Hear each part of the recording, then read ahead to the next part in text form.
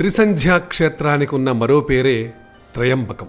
ఈ మందిరం నాసిక్కు 28 కిలోమీటర్ల దూరంలోని త్రయంబక్ పట్టణంలో ఉంది. దేవాది దేవుడైన శంకరుని 12 జ్యోతిర్లింగ ఆలయాలలో ఇది ఒకటి. వేదకాలం నాటి గురుకుల పాఠశాలలు, అష్టాంగ మార్గాన్ని అనుసరించే ఆశ్రమాలు అక్కడ చాలా ఎక్కువ. ప్రస్తుతం ఉన్న ఆలయాన్ని క్రీస్తు శకం 1755-1786 మధ్యకాలంలో నానాసాహెబ్ పేష్వా నిర్మించాట. చూడ్డానికి ఇదో నల్లని రాతి యంత్రంలా అనిపిస్తుంది. ఆలయం నలువైపులా 20 నుంచి 25 అడుగుల ఎత్తులో రాతి గోడలున్నాయి. పంచధాతువులతో నిర్మించిన ధ్వజస్తంభం ఈ మందిరంలోని మరో ఆకర్షణ. గుడి ప్రాంగణంలోకి ప్రవేశించగానే శివనామస్మరణ చేసే భక్తులతో ఆ ప్రాంతం మరో లోకాన్ని తలపిస్తుంది.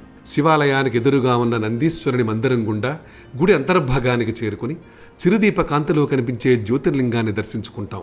లింగంలో బ్రహ్మ విష్ణు మహేశ్వర స్వరూపాలున్నాయి.